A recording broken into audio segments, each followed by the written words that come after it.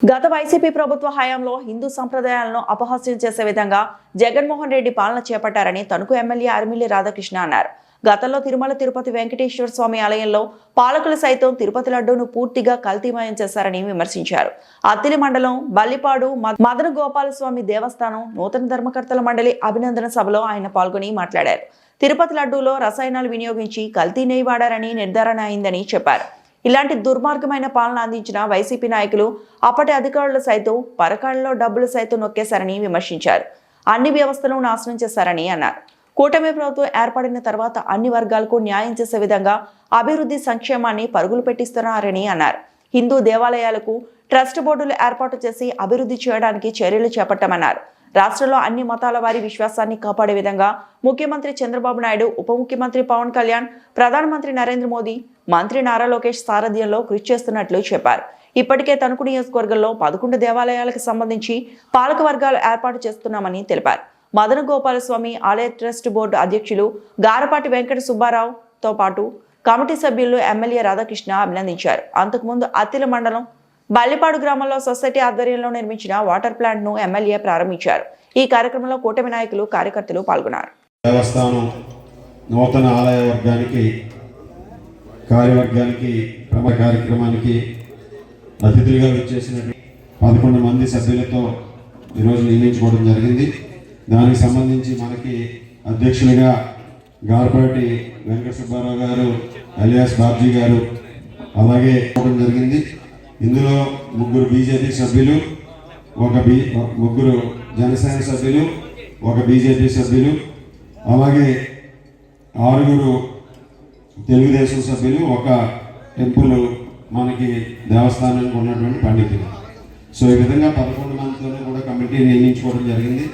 కూటమి ప్రభుత్వం ఏర్పడిన తర్వాత తెలుగుదేశం, జనసేన, బీజేపీ కూటమిగా ఒక సుపరిపాలన అందిస్తూ గౌరవ ముఖ్యమంత్రి నారా చంద్రబాబు నాయుడు గారి నాయకత్వంలో ఉప ముఖ్యమంత్రి వర్యులు పవన్ కళ్యాణ్ గారు, అలాగే యువ మంత్రివర్యులు లోకేష్ గారు నాయకత్వంలో మోడీ గారి సహకారంతో, ప్రధానమంత్రి మోడీ గారి సహకారంతో ఈరోజు రాష్ట్రంలో అభివృద్ధి సంక్షేమాన్ని కూడా పరుగులు పెట్టిస్తున్నటువంటి పరిస్థితి మనందరం కూడా చూడవచ్చు. గత ప్రభుత్వంలో మనందరం కూడా చూసాం.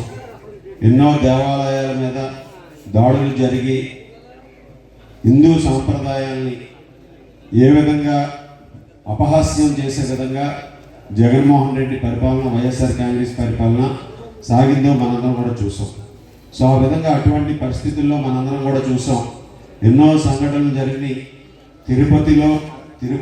తిరుమల తిరుపతి దేవస్థానం వెంకటేశ్వర స్వామితో కూడా ఆ రోజు ఉన్నటువంటి పాలకులు ఆడుకున్నటువంటి పరిస్థితి మనందరం కూడా చూడవచ్చు. తిరుపతి లడ్డూని పూర్తిగా కల్తీమయం చేసి, తిరుపతి లడ్డూలో కల్తీ నెయ్యి వాడి, ఇటీవల దాని మీద ఆ కల్తీ నెయ్యి మీద కూడా ఎంక్వైరీ చేస్తే కనీసం పాలు లేకుండా కల్తీ నెయ్యి చేసినటువంటి ఘనత వారిది.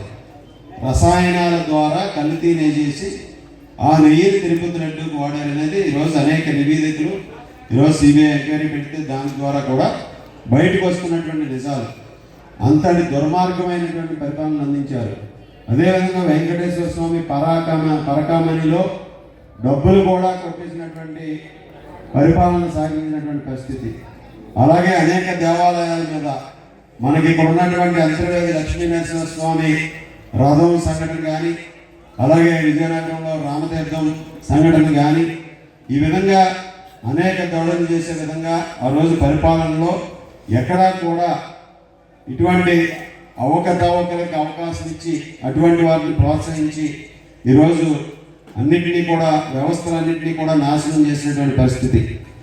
కూటమి ప్రభుత్వం వచ్చిన తర్వాత అన్ని వర్గాల ప్రజల ఆకాంక్షలకు అనుగుణంగా ఈరోజు హిందువులు, ముస్లింలు, క్రిస్టియన్స్, ఇతర వర్గాలు ఎవరైతే ఉన్నారో వారి పరిధిలో వారికి కావాల్సినటువంటివన్నీ కూడా ఈరోజు ప్రభుత్వం నిర్వహిస్తూ వారికి చేస్తున్నటువంటి పరిస్థితి మనందరం కూడా చూడవచ్చు.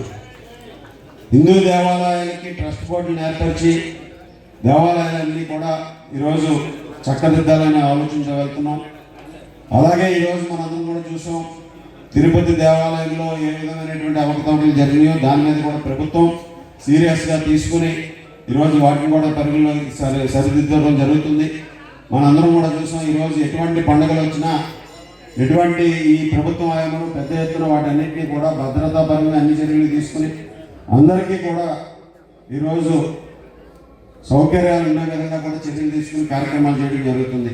మనందరం కూడా చూసాం, మొన్న దసరా ఉత్సవాలు విజయవాడ కనకదుర్గమ్మ తల్లి ఉత్సవాలన్నీ కూడా నవరాత్రులు ఎంత బ్రహ్మాండంగా జరిగినాయో ఎప్పుడూ లేని విధంగా భక్తులందరూ కూడా అమ్మవారి దర్శనానికి వచ్చి అందరూ కూడా సంతృప్తిని వ్యక్తం చేసినటువంటి పరిస్థితి. ఈరోజు ఈ ప్రభుత్వం ఆ విధంగా అన్ని మతాల విశ్వాసాలని కాపాడుతూ ముందుకెళ్తుంది. ఈరోజు ఆ విధంగా మన నియోజకవర్గంలో కూడా దాదాపు ఇప్పుడు 11 దేవాలయాలకి ఈ పాలకవర్గాలను నియమించుకోవడం జరిగింది. దానిలో భాగంగా ఇక్కడ మనకి బలిపాడులో ఏం చేసి ఉన్నటువంటి మదన గోపాల స్వామి వారి దేవస్థానానికి సంబంధించి బాబ్జీ గారి నాయకత్వంలో ఈ కమిటీని వేయడం జరిగింది. గత ప్రభుత్వ హయాంలో ఇక్కడ స్థానికంగా మనందరం కూడా చూసాం, ఈ దేవాలయాన్ని అన్ని విధాలుగాను కూడా ఆర్థికంగా కొంగదీసినటువంటి పరిస్థితి. దాదాపు 50 లక్షలు అవకతవకలు జరిగి ఈరోజు అప్పుడు ఉన్నటువంటి సెక్రటరీల మీద కేసుల దాకా కూడా వెళ్ళినటువంటి పరిస్థితి ఉంది. ఆ విధంగా పరిపాలన మీద ఒక బాధ్యత లేకుండా చేయటం వలన ఆ రోజు అధికారులు కూడా వెచ్చలవిడిగా వ్యవహరించి ఈ దేవస్థానం నిధుల్ని పూర్తిగా దుర్వినియోగం చేసినటువంటి పరిస్థితి మనందరం కూడా ఒకసారి ఆలోచన చేయాలి. జీతాలు కూడా ఇవ్వలేనటువంటి పరిస్థితిలో దేవాలయాన్ని ఉంచడం జరిగింది. ఈ ప్రభుత్వం వచ్చిన తర్వాత మళ్ళీ ఈరోజు మంచి కమిటీని నియమించి ఈ దేవాలయానికి శాలరీస్ కూడా రెగ్యులరైజ్ చేసి ఈరోజు సిబ్బందికి అందరికీ కూడా శాలరీస్ అందించడంతో పాటుగా దేవాలయంలో ఏదైతే విశ్వాసంతో మనందరం కూడా ఇక్కడ పూజలు చేస్తామో ఆ విశ్వాసాన్ని కాపాడే విధంగా ముందుకు వెళ్ళటం జరుగుతుంది. ఈ దేవాలయం చరిత్ర చూస్తే దాదాపు 250 సంవత్సరాలు ఉంది. 250 సంవత్సరాల పూర్వం అంత పవిత్రమైనటువంటి పురాతనమైనటువంటి దేవాలయం మదన గోపాల స్వామిని మనందరం కూడా భక్తితో పూజించి మనం కోరికలన్నీ కూడా తీర్చేటటువంటి ఇలవైపుగా ఈ పరిసర ప్రాంతాల్లో ఈరోజు ప్రత్యేకమైనటువంటి స్థానం ఈ దేవాలయానికి ఉందనేది మనందరం కూడా ఈరోజు ఒకసారి గుర్తు చేసుకోవాల్సినటువంటి అవసరం ఉంది. అదేవిధంగా ప్రతి సంవత్సరం కూడా పెద్ద ఎత్తున ఇక్కడ మదన గోపాల స్వామి కళ్యాణోత్సవం కూడా నిర్వహించి ఇక్కడ రథోత్సవం కానీ ఇతర కార్యక్రమాలు కూడా పెద్ద ఎత్తున చేసి మన పరిసర ప్రాంత ప్రజలందరికీ కూడా ఈ దేవాలయం ఒక విశిష్టమైనటువంటి దేవాలయంగా ప్రతి ఒక్కరిలోనూ కూడా ఉంది. అలాగే ఈ దేవాలయానికి ఉన్నటువంటి దాదాపు 135 ఎకరాలు దాతలు ఇచ్చినటువంటి భూమి కూడా ఈ దేవాలయానికి సొంతం. అటువంటి దేవాలయాన్ని మనం ఇంకా ఉన్నత స్థానానికి తీసుకెళ్ళాలి, ఇంకా ఉన్నతిగా తీర్చిదిద్దాల్సినటువంటి అవసరం ఉంది. ఇక్కడ ఈరోజు బాబ్జీ గారి నాయకత్వంలో రాబోయే సంవత్సర కాలంలో అనేక సంస్కరణలు కూడా తీసుకోవాల్సినటువంటి అవసరం ఉంది. ఈరోజు దేవాలయంలో ఖర్చులు తగ్గించుకుని ఆదాయం పెంచుకునే విధంగా ఆ దేవుడికి వచ్చేటటువంటి ఆయనకు వచ్చేటటువంటి 135 ఎకరాల ఆదాయాన్ని కూడా ముట్టుకోకుండా మనం పరిపాలన సాగించే విధంగా ఆయన ఒక నూతన ఒరవడి సృష్టించాలని ఈ సందర్భంగా కోరుకుంటున్నాను. ఆ ఆదాయం అంతా కూడా ఖర్చు పెట్టేసి డబ్బులు లేవంటాం కాకుండా ఆ ఆదాయాన్ని నిల్వ ఉంచి ఆదాయం పెరిగే విధంగా చేసి అప్పుడే మీరు సమర్థవంతమైనటువంటి ఆదాయ కమిటీ చైర్మన్గా కీర్తింపబడతారు. దానికి మార్గాలు వెతకండి, ఏ విధంగా చేయాలో ఏ విధంగా చేసే అవకాశం ఉందో చూసి దానికి ఆ విధంగా మన మదన గోపాల స్వామి వారి ఆస్తులను పరిరక్షించడంతో పాటుగా దేవాలయ ఆదాయాన్ని పెంచి మనం ఈ దేవాలయాన్ని ఇక్కడ మరింత ముందుకు తీసుకెళ్దామని ఈ సందర్భంగా తెలియజేసుకుంటూ ఈ కార్యక్రమానికి చేసినటువంటి నాకు ఈరోజు ఎంతో ఘన స్వాగతం పలికినటువంటి బల్లిపాడు గ్రామస్తులందరికీ కూడా ప్రత్యేకమైనటువంటి ధన్యవాదాలు తెలియజేసుకుంటూ అలాగే ఈరోజు